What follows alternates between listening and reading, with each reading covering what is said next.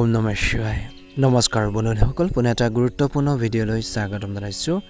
তুলা ৰাশি জাতক জাতিকাসকলৰ এই মে মাহটো কিদৰে পাৰ হ'ব, কি ক্ষেত্ৰত সাৱধানতাৰ অৱলম্বন কৰিব, কেনেধৰণৰ আপোনালোকৰ পৰিৱৰ্তন দেখিব, প্ৰেম, বৈবাহিক জীৱন, কেৰিয়াৰ, ছাত্ৰ ছাত্ৰী, আপোনালোকৰ ব্যৱসায়, সকলোখিনি আপোনালোকে তথ্য এই ভিডিঅ'টোৰ জৰিয়তে জানিব পাৰিব। আহকচোন গুৰুত্বপূৰ্ণ ভিডিঅ'টোলৈ আগবাঢ়িছোঁ। তুলা ৰাশি জাতক জাতিকাসকলৰ মে মাহৰ ৰাশিফল অনুসৰি অত্যন্ত শুভ হ'বলৈ গৈ আছে। এই মাহত কিন্তু ধৈৰ্যৰ প্ৰয়োজন আছে। এই মাহত তুলা ৰাশিৰ লোকসকলে ওচৰৰ লাভৰ বিনিময়ত দূৰৰ লোকচানৰ পৰা আঁতৰি থাকিব লাগিব বুলি কৈছে। গতিকে ধ্যান ৰাখিব লাগিব। কিছুমান অপৰচুনিটি, কিছুমান সুযোগ সুবিধা আপোনালোকৰ লগতে বা ওচৰতে থাকিব পাৰে, কিন্তু আপোনালোকে সেইখিনিকে বিচাৰি দূৰলৈ হাবাথুৰি খাবলগীয়া হ'ব পাৰে। গতিকে সেইখিনি ক্ষেত্ৰতো আপোনালোকে ধ্যান ৰাখিব লাগিব। কোনখিনি ক্ষেত্ৰত কেনেধৰণে আগবাঢ়িব সেইখিনি ক্ষেত্ৰত ফ'কাছ দিব লাগিব। মাহৰ আৰম্ভণিতেই কেৰিয়াৰ আৰু ব্যৱসায় আদিৰ সন্দৰ্ভত প্ৰত্যাহ্বানৰ আপোনালোকৰ সন্মুখীন হ'ব পাৰে। গতিকে ধৈৰ্য ধৰিব লাগিব।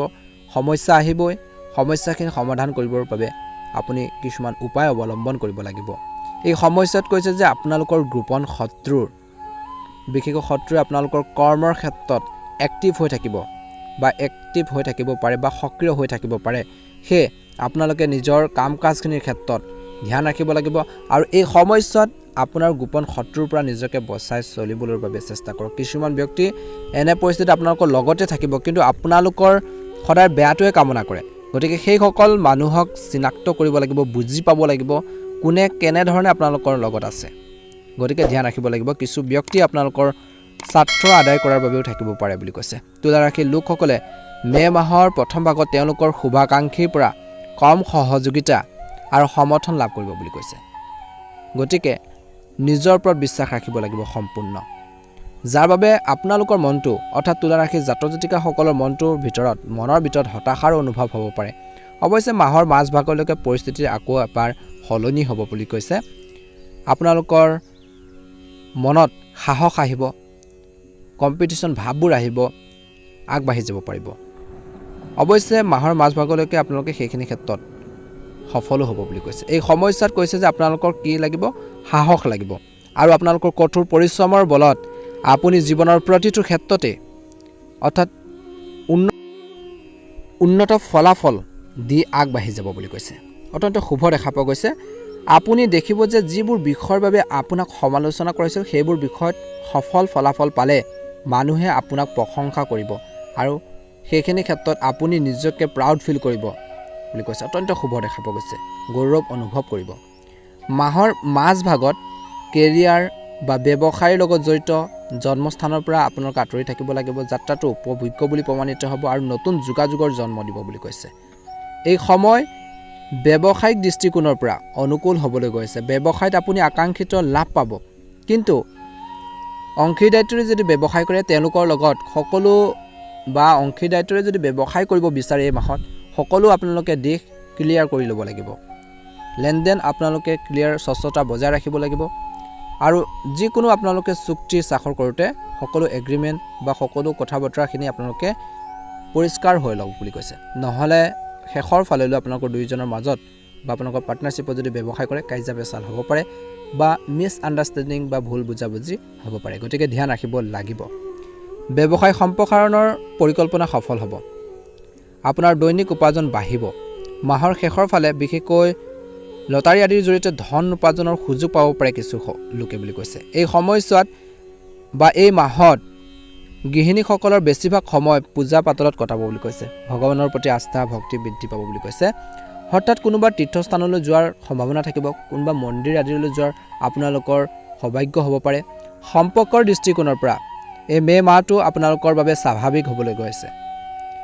ঘৰৰ ভিতৰত বিশেষকৈ ঘৰৰ যি ফেমিলি আছে বা পৰিয়ালৰ সদস্যৰ সৈতে সম্পৰ্ক আন্তৰিক হৈ থাকিব বুলি কৈছে। আপোনালোকৰ ওপৰত আপোনালোকৰ পিতৃ মাতৃৰ বিশেষ আশীৰ্বাদৰ বৰষুণ পৰিব বুলি কৈছে। অৰ্থাৎ আপোনালোকক ছাপোৰ্ট দিব, কিবা এটা কাম কৰিছে সেইখিনি ক্ষেত্ৰত সহায় সহযোগিতা আগবঢ়াব আৰু সেই অনুসাৰে তেওঁলোককো আপোনালোকে কেয়াৰ ল'ব লাগিব। তেওঁলোকৰ মনৰ ভাৱবোৰো আপোনালোকে বুজিব লাগিব। তেতিয়াহে আপুনিও আগবাঢ়ি যাব পাৰিব নিজৰ কৰ্মৰ ক্ষেত্ৰত, নিজৰ কেৰিয়াৰৰ ক্ষেত্ৰত।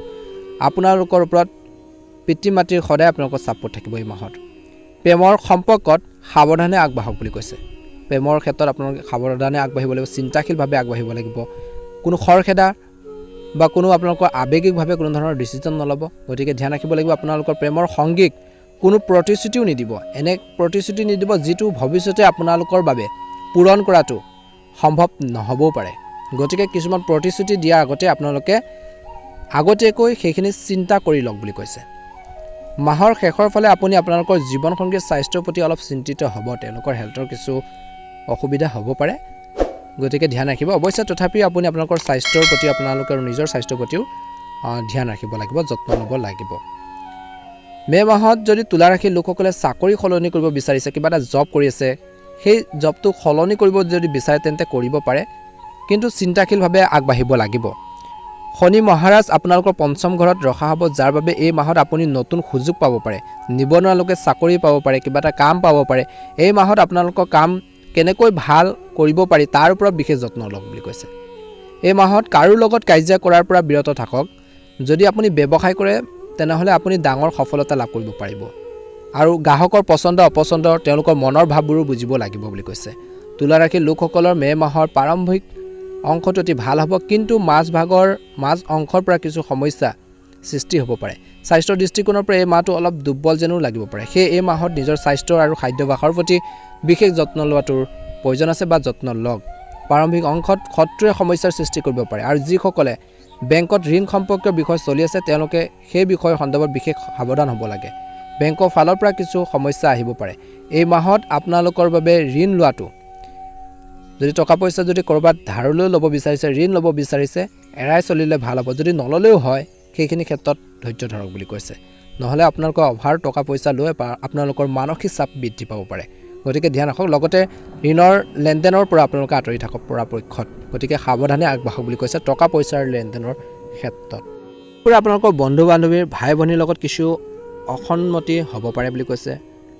সেয়ে আপোনালোকৰ বৃত্তটো যিমান পাৰি সীমিত কৰক। এই মাহত অত্যধিক ঘনিষ্ঠতা কোনো ব্যক্তিৰ সৈতে আপোনালোকৰ সমস্যাৰ সৃষ্টি হ'ব পাৰে।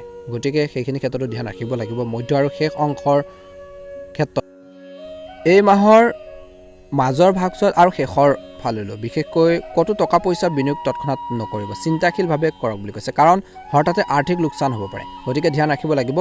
এই মাহত বৃহৎ লাভৰ সম্ভাৱনা শক্তিশালী নহয়। গতিকে অলপ প্ৰলোভনত নপৰি আপোনাৰ ধন খৰচ কৰক বুলি কৈছে। গতিকে লোভটো কিছু কমাব লাগিব, নহ'লে কিছুমান ক্ষেত্ৰত সেইখিনি আপোনালোকৰ বাবে সমস্যাৰ সৃষ্টি কৰিব পাৰে। গতিকে ধ্যান ৰাখিব লাগিব। প্ৰেমৰ দৃষ্টিকোণৰ পৰা আপোনালোকৰ বাবে শুভ দেখা পোৱা গৈছে। ভুল বুজাবুজিখিনি অন্ত পৰিব। ইজনে সিজনৰ অনুভৱক বুজি পাব বুলি কৈছে, কিন্তু সৰু সৰু কথা বতৰাখিনি ধৰি ৰাখিলে তৰ্ক পেচাল হ'ব পাৰে। ছাত্ৰ ছাত্ৰীসকলে পঢ়া শুনাৰ ক্ষেত্ৰত গুৰুত্ব বজাই ৰাখিব লাগে। কেনেকৈ নিজৰ ষ্টাডিটো, নিজৰ এডুকেশ্যন লাইফটো কেনেকৈ আগবঢ়াই নিব সেইখিনি ক্ষেত্ৰত ফ'কাছ দিব। নিশ্চয়কৈ সফলতা অৰ্জন কৰিবলৈ সক্ষম হ'ব। প্ৰতিকাৰ স্বৰূপে বন্ধুসকল এই মাহত আপোনালোকৰ প্ৰতিকাৰ স্বৰূপে এটা কাম কৰিব পাৰে। নিশ্চয়কৈ এটা ভাল প্ৰতিফলন দেখিব। প্ৰতিদিনে দেৱী দুৰ্গাক ৰঙা ফুল আগবঢ়াই পূজা কৰক বুলি কৈছে, বা দুৰ্গা স্তূপ আবৃত্তি কৰক। যদি আপোনালোকে আৰু এটা উপায় অৱলম্বন কৰিব পাৰে, সোমবাৰৰ এটা দিনত শিৱ মন্দিৰলৈ গৈ আপোনালোকে বিশুদ্ধ জল অৰ্পণ কৰক শিৱলিংগত, বা গাখীৰ অৰ্পণ কৰক, আৰু মহাদেৱৰ আপোনালোকে নাম লৈ নিজৰ কাম কাজখিনি সুন্দৰভাৱে আপোনালোকে পৰিচালনা কৰি যাবলৈ চেষ্টা কৰক। কামখিনি কৰক, নিশ্চয়কৈ ভাল এটা প্ৰতিফলন নিশ্চয়কৈ দেখিবলৈ সক্ষম হ'ব। মহাদেৱৰ কৃপাত আপোনালোকৰ মাহটো সুন্দৰভাৱে পাৰ হওক, মনৰ ইচ্ছাবোৰ পূৰণ হওক। আপোনালোকৰ সকলোৰে সুস্বাস্থ্য কৰিছোঁ। আপোনালোকৰ দিনটো সুন্দৰভাৱে পাৰ হওক, মাহটো সুন্দৰভাৱে পাৰ হওক। বন্ধুসকল কমেণ্ট বক্সত ওম নমঃ শিৱায় লিখিবলৈ নাপাহৰিব। ভিডিঅ'টো শ্বেয়াৰ কৰি দিব। ওম নমঃ শিৱায়।